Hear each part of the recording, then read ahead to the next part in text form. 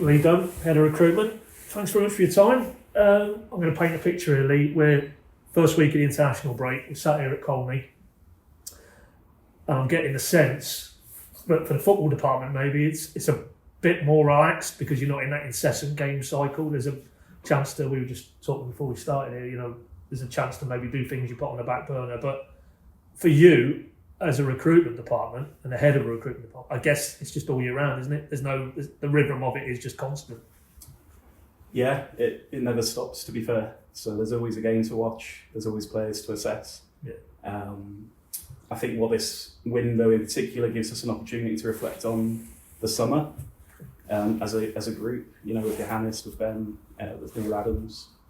So that it almost gives us a nice stopgap to really reflect on that work. But then straight away planning for the needs of the forthcoming windows, really. So, yeah, a little bit of headspace to reflect and to plan. But yeah, it never stops. And we'll get into that in due course. But I wanted to start with, obviously, your background. This is the first time we've sort of sat down with you. I mean, just if you can, give us a sort of a history of your story that led you into football originally, and then obviously now to Norwich and what you're doing at Norwich. Yeah, so I did a sports science degree. With the intention, to be fair, of becoming a PE teacher. I did a placement in a school and quickly changed course.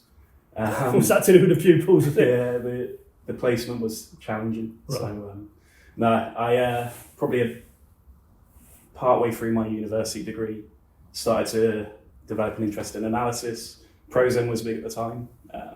So yeah, that kind of piqued my interest: technology in sport, data in sport, video analysis. And during that time, I was fortunate to support my local team, Torquay, at the time. So kind of balancing that off with studies. Very basic, filming games, giving some clips. But then after graduating, I went to Bristol Rovers for 2 years, and really fortunate to kind of go into that role directly out of university. And yeah, an invaluable experience really, because you go into that pretty green. Thinking you know what it is in the football industry, and it was an eye-opener, but also an unbelievable kind of experience. And from there, brief stint at Everton, and then... Yeah, so I actually went back to Torquay United for 18 months, and in the first season there we got into the playoffs, massively overachieving that year. And then an opportunity came to go to Everton, and that was just something I couldn't pass up at the time. Yeah. And then from there, as I say, Norwich since 2015, am I right saying? And initially performance analysis and obviously moving into recruitment. Yeah, so I've been here nearly 11 and a half years, so I think maybe even earlier. Oh, okay. July 2013, I think Chris Hughton's last season. Right. So started off in like post-match analysis role, and then kind of every 18 months, 24 months, my role seemed to develop, and led me to becoming head of analysis under Alex Neil, which was an enjoyable time. Obviously the playoff run was fantastic, and being part of that team was really a rewarding experience. I learned a lot of Alex, and his kind of eye for detail and the way he kind of went about things was really, aligned with how I kind of worked, quite detailed and analytical. So that was great. And then obviously Daniel Farker, I was part of his analysis team in the first season. And then the second year, my role kind of developed into more recruitment analysis. And I think the kind of reasoning behind this was to try and translate some of Daniel's ideas. Obviously, having worked with him day in, day out in his first year, trying to apply that in like a scouting recruitment context as well. So when you kind of touched on what I was going to ask you, it doesn't feel like it was like you sitting down and mapping out a career through football, and you felt it was a logical progression into recruitment. It was more an evolutionary thing in Daniel's time then.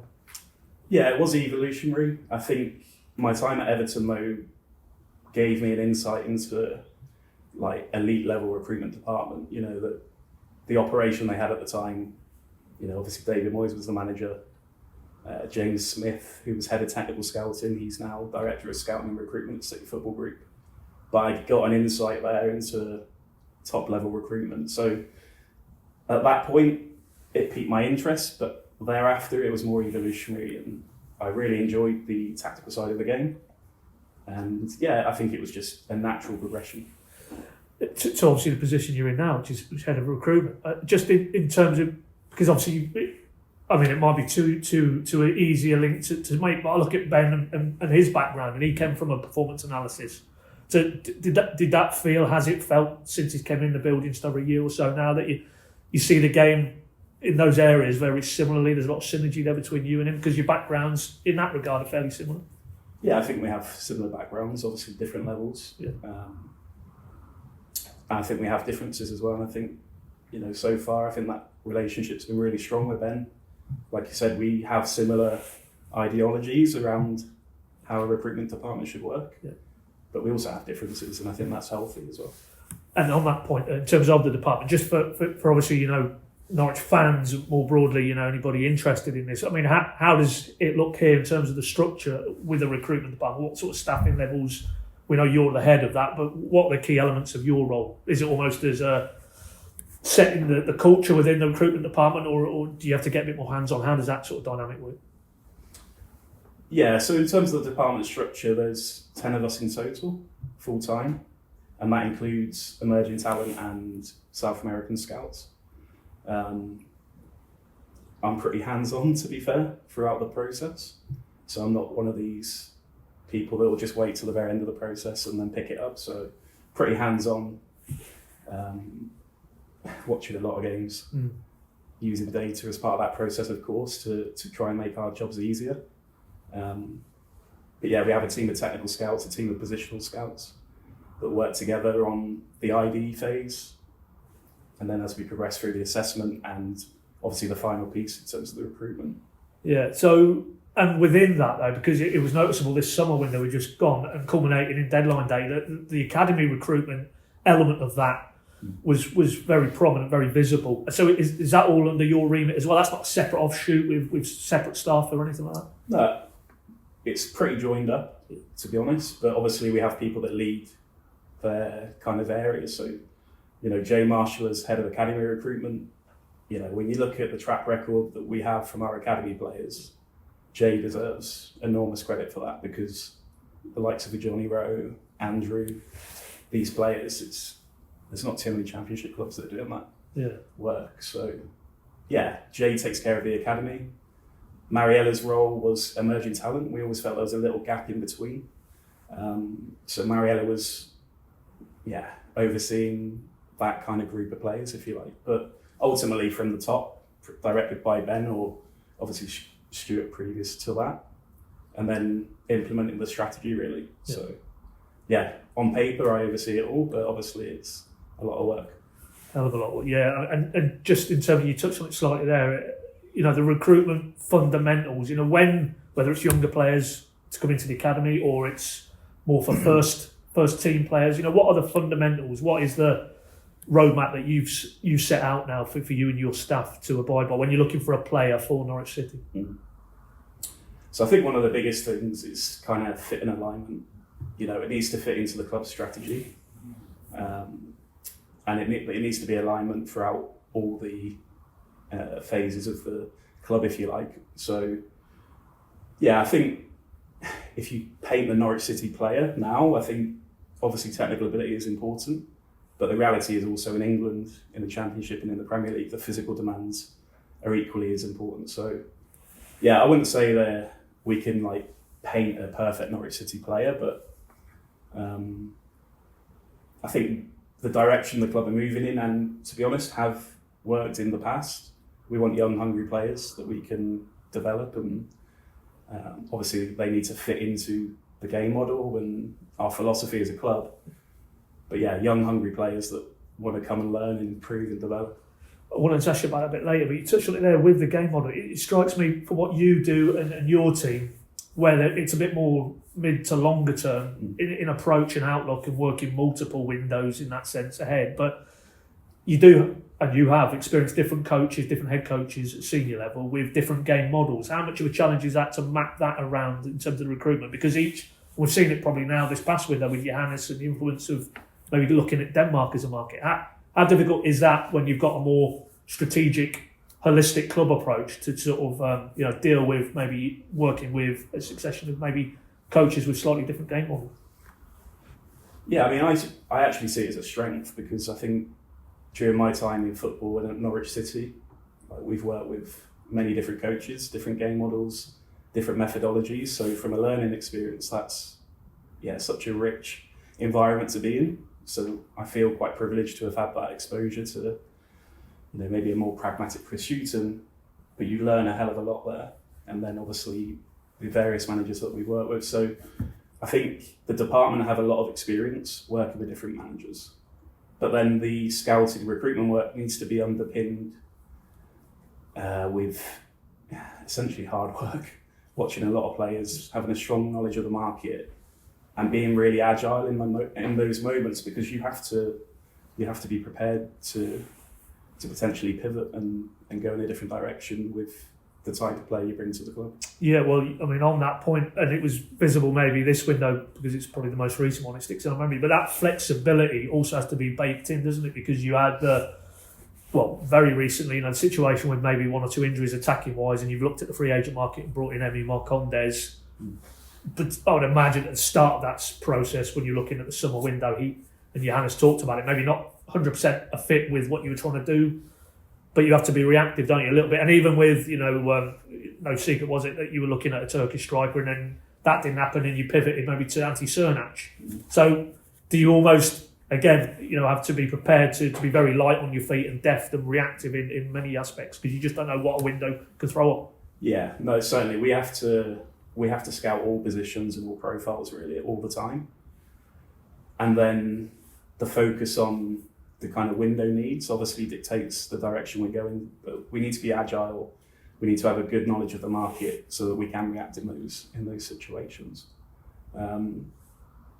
Probably one of the biggest things for me in the summer with Johannes coming in is understanding the game model really quickly, and understanding the positional needs and requirements and demands of that as well. So we spent a lot of time, both subjectively and objectively, getting to grips with that pretty quick to know the types of profiles we need to bring. And on that very specific point, I mean, would throw him in. Callum Douglas will be a good example of that, because there's a player who you don't need to have UEFA licensed coaching to see that he does tick the boxes that Johannes is looking for in terms of that flexibility positionally. We've seen already this season, centre back, left sided. So is he a good case study for what you had to sort of take on board this one? Yeah, so we knew that there would be gaps left side of defence for us in the summer, and our strategy really was to recruit 3 players to cover that, but with one of those players being able to cover both positions, and it became really apparent really quickly that Callum was a standout option for this. So yeah, he, from a game model perspective, ticked a lot of boxes for us. Obviously Callum was a player we followed for probably 4 or 5 years, so like you said, you probably don't need a degree to work out he's a good footballer. But as with any transfer, sometimes it's about timing as well. So it might have been the previous summer, Callum might not have been a player we recruited in that moment. Everything needs to align. The need to have this type of profile obviously needs to be there. His availability needs to be there. And then of course the fit and alignment with the game model. So it's a no-brainer. The other thing is then trying to get that over the line, and that's not so easy. No, I can imagine. And there's probably, we see the end product of Locker, Callum Douglas coming through the door, but there must be a lot of others that fall by the wayside at various points of the process. Just give us more generically, you want to sign a player, take that right back, strip that right back, how does that player emerge on your sort of your radar? What sifting process has got you to that point, and then those crucial elements at the end of how you actually bring that player in. How does that work? Yeah, so obviously we kind of go through those 3 stages of the process. So the identification, assessment and recruitment piece. Quite often we'll scout players today, but we may not sign for 3 or 4 years, or we may not sign ever. The key bit comes to when we define what we need. When we can create a brief on, in this summer we need this left back and we need this type of profile. Our scouting work should underpin and hopefully have profiles that fit. And it's a case of basically filtering the market, understanding the ability of the player, first and foremost. So is that player good enough for what we want to do, both currently and maybe in the mid to long term? Understanding what profiles are available. is important, because it's okay liking a player, but is he available? And then obviously, is he affordable? So all these three things have to align. And then when we decide, okay, Callum Douglas is the player we want to go and recruit, for example, that's a lot of conversations. You know, I was probably in contact with his representatives probably as early as February, Man City in March, and that was kind of ongoing until the conclusion of last season. And then when it was clear we needed to recruit this profile for the game model, yeah, that was a pretty intense period of meeting the player, presenting to Manchester City as well, because ultimately he's Manchester City's player. So we needed to present our plan to them in terms of how he would fit, how we would help improve him, how Johannes was going to play. So educating them in some of those aspects.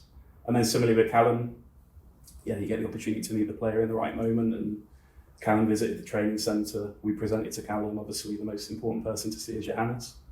And then from that moment, it's just trying to get the deal done. And unfortunately, the US tour in this case slowed things down. But after that moment of meeting Callum and Johannes and Callum speaking, I think there was a full commitment between both parties there that this was the place for him. But yeah, that's ongoing with many players and many agents throughout the year. And obviously, even though you must have felt from all parties there was common ground and that something could happen, is the nature of the beast that every other club, certainly at the top end of the English game, will be doing that type of work and making those connections. And how difficult is that an environment to operate in? The fact that you go for a Callum Douglas, you're not the only club who are probably looking at Callum Douglas. So yeah. Is that a challenge? And how do you sort of maybe give yourself a little advantage? Is there anything you can do as a club in those situations? Is it just almost about the interpersonal and getting them in, and then almost building a rapport, particularly as you say with the head coach? Yeah, there's certainly competition. I think everybody, we can't kid ourselves. Everyone is trying to work with data. Everyone's trying to do things in a modern way, of course. So we can't kid ourselves on that.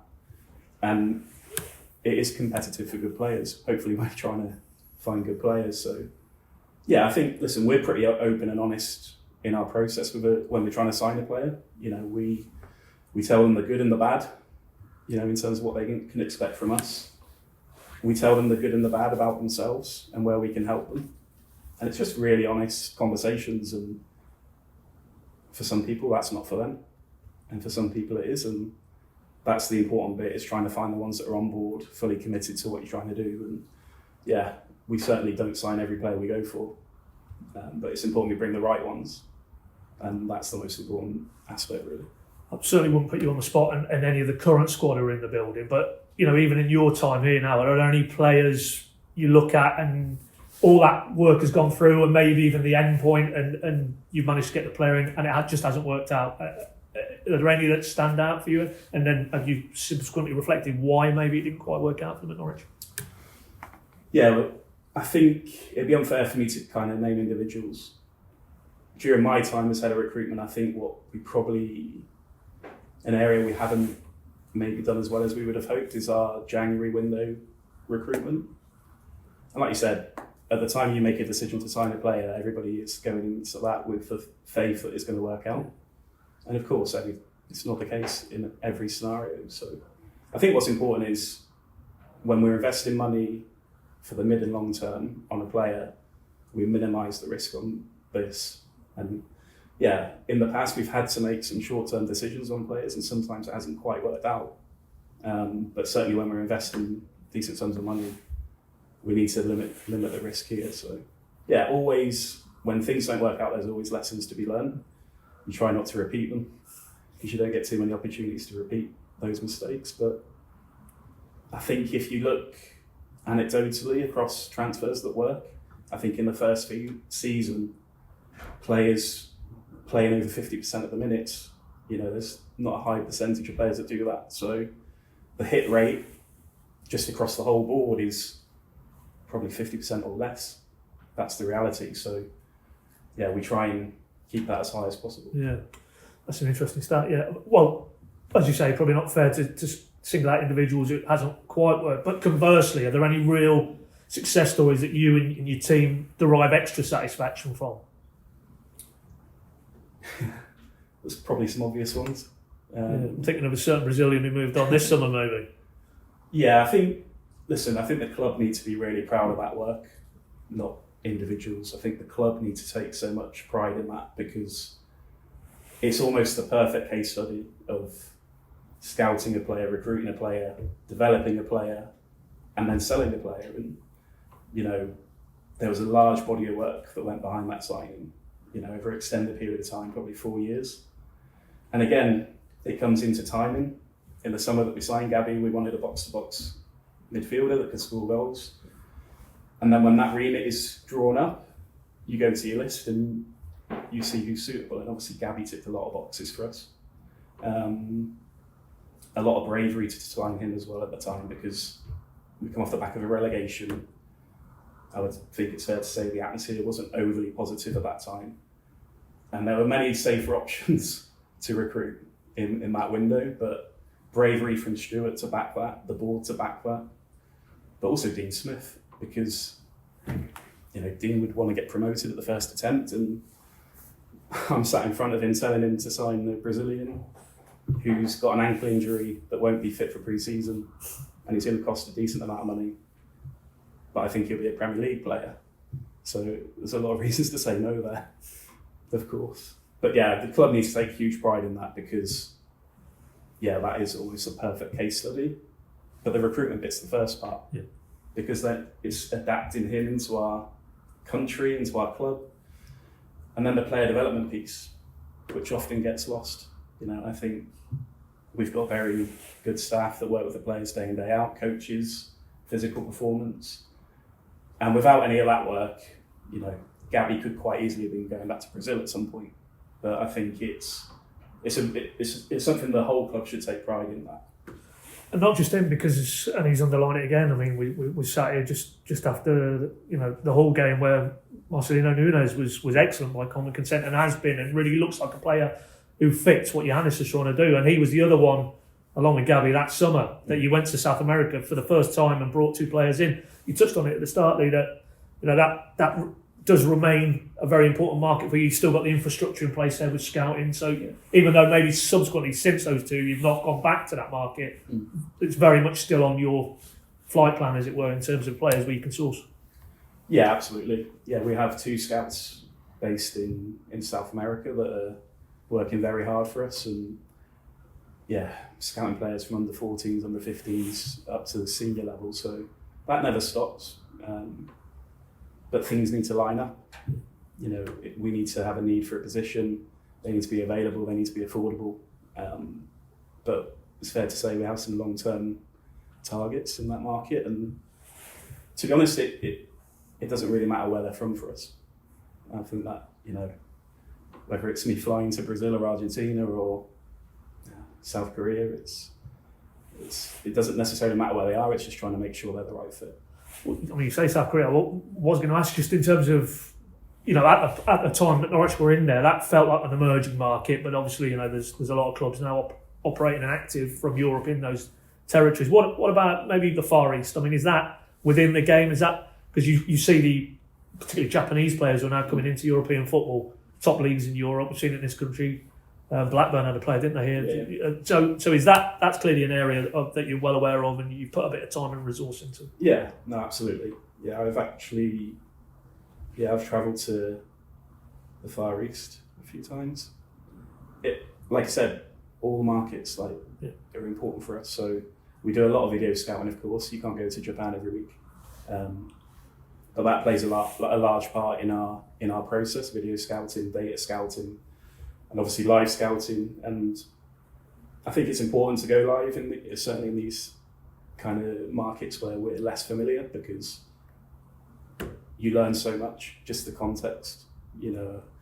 Quite often maybe there's a throwaway comment can be, but can this player come from Brazil and perform at Stoke on a wet Tuesday night?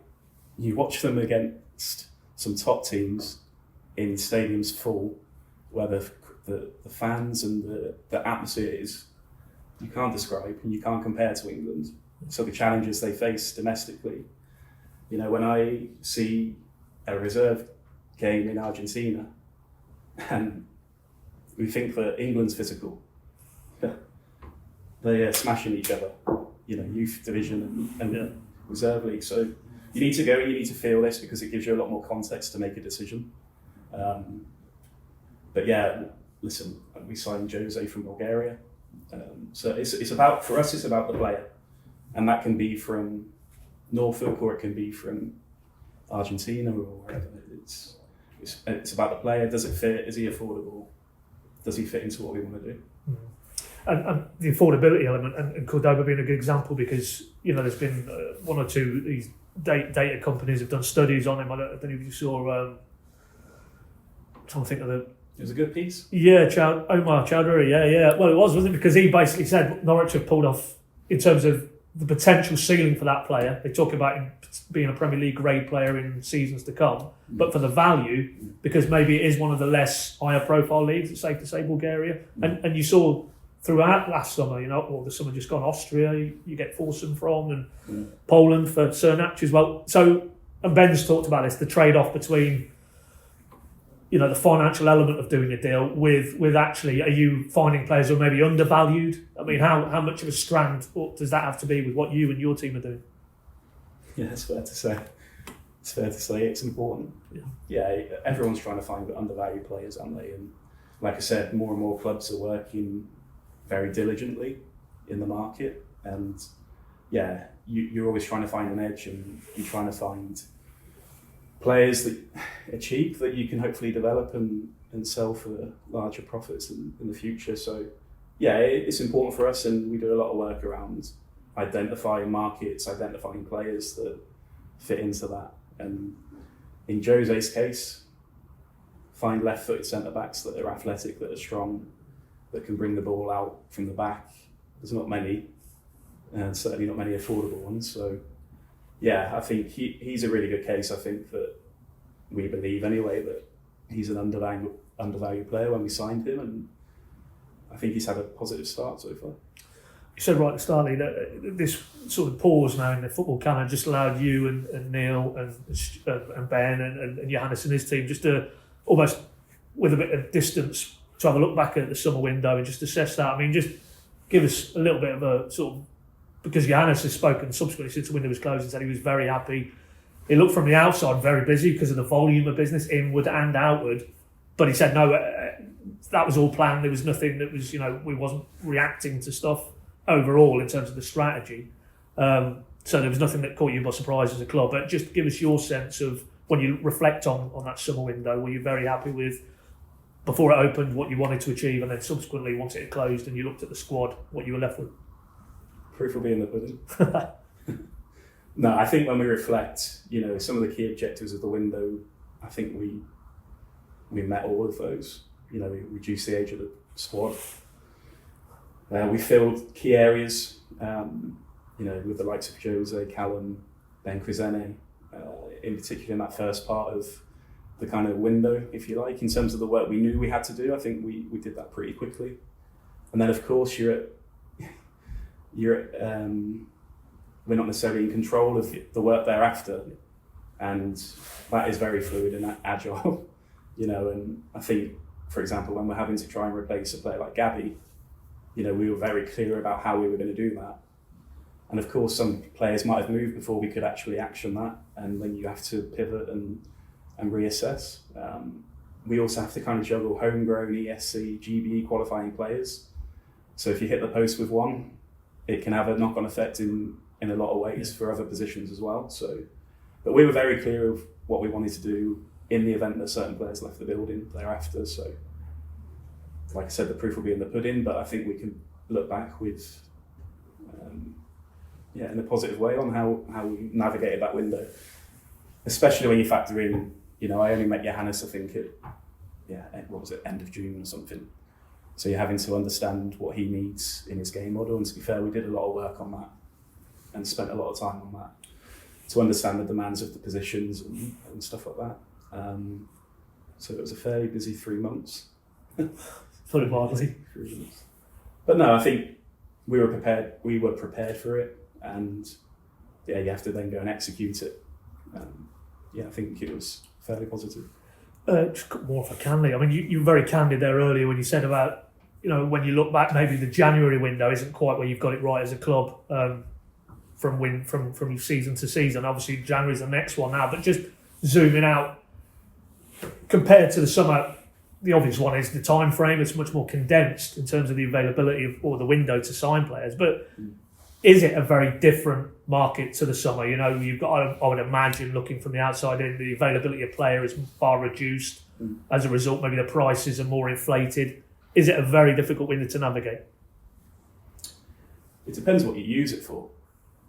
Often when we've used it, it's been due to injuries or wanting players to go and get game time and trying to find a replacement. If you want to be proactive in that market, probably European markets are difficult to navigate because, naturally speaking, teams that want to sell their best players in January, mid-season. But of course, there are markets where the timing of their season aligns better, and it's easier in some circumstances. So it really depends on the need in that window, and I think we're in a position now where we've done a lot of work in the summer. If there are opportunities that we feel are right for the kind of mid to long term of the club, then it'll be something we explore. But naturally speaking, in Europe, it's pretty difficult. And what you find is, generally speaking, for us in a January window, there's probably one or two things. It's a young player wanting to get game time, so you're taking maybe the player on a first loan or a second loan. Or you have players that aren't playing at big clubs, or that just aren't playing games. Or you get a combination of both, young players that aren't playing games. And these are the types of players that are typically available, when you're looking for short-term solutions. And I'm not saying that's the only reason why maybe some of our recruitment in those January windows haven't been as we had hoped, but generally speaking, it's young players not playing games.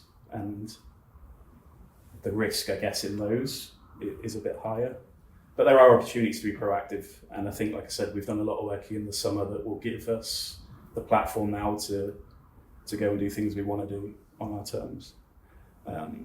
What I would say, if we look back at last January with Sydney, while Sydney didn't perform as we had hoped and probably how he hoped, and that didn't go how we hoped, it allowed Adam to go and play regularly. And if we strip it really back, Adam was our third choice striker at the time. So Adam was able to go play regularly at Celtic, and that obviously led to him being sold for a significant amount of money in the summer. So there's obviously trade-offs. Sydney was very low risk in terms of for the club, and longer term it obviously helped us trade a player to Celtic for a lot of money. So there's always positives and negatives. But European window is difficult because people don't want to lose their best players. Yeah, I mean, it's a good point you make with Adam Eder. That at the time it's on the pitch in that 6 month period. It didn't maybe work out in terms of on the pitch, but as you say, the short window he had, and as it proved, Yeah. And listen, Adam was a player we wanted to work with, so it wasn't a case of that wasn't the motivating factor. But obviously, Adam wanted to go and play games, and the reality was Josh and Ashley were playing very well, and he was third choice striker at the time. So there's always context to positive and negatives outcomes. Yeah.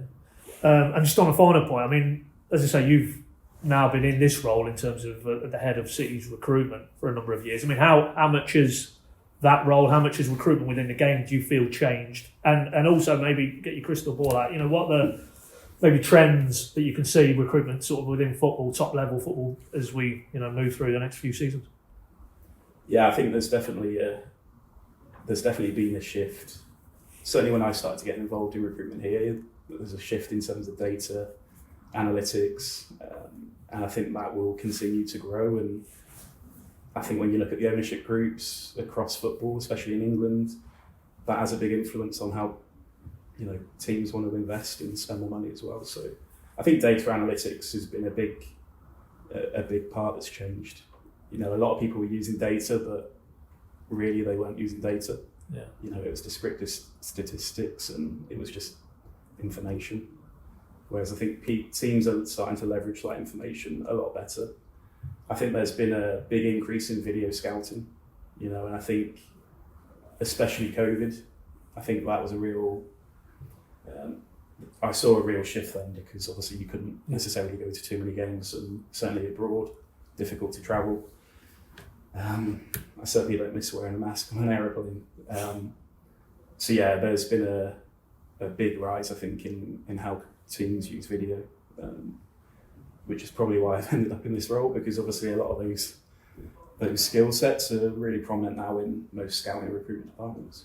But just on a very, very fine part, again, from the outside looking in, it always feels, and it's probably not incompatible, but it feels like that people talk about, oh, it's the death of the old style scout who was in the rain macket in all weathers, watching all levels of football, because it's all now data driven. But it's very clear from this chat today that you still very firmly believe that you can't. It's not one or the other. It's not either or. You need a mix of them to arrive at the best possible options to bring into the football club. Yeah, absolutely. Ultimately, it's about efficiency. You know, is it more efficient for somebody to go and trawl around Europe for a couple of weeks, get to 12 games, or is it watching a load of video and watching far more players in that same time? It's about being efficient in our process, and video scouting, data scouting allows us to do that, to really narrow the pool of players we look at. But of course, live scouting will always be part of our process, and it's important, you know, even stuff off the pitch that you see, you know, how people apply themselves in warm-ups, you know, their reactions to certain things. So live scouting is very important. You know, you feel the speed of the game, you feel completely differently. So when you watch a video, you just can't have the same kind of feeling. Of course, data can support it, but it will never be one or the other. I think it's definitely here a blend of all of those strands, if you like, of scouting, live, video, and data. And our biggest focus is trying to be as efficient as possible. So when we do go live or we do go abroad, it's not like we're just going to games. He looks okay. You know, it's with a purpose, it's targeted. And yeah, we try and use our budget wisely in terms of when we do that. Best of luck with the future. Thanks for your time today. Really fascinating stuff. No problem. Cheers. Thank you. Thank you.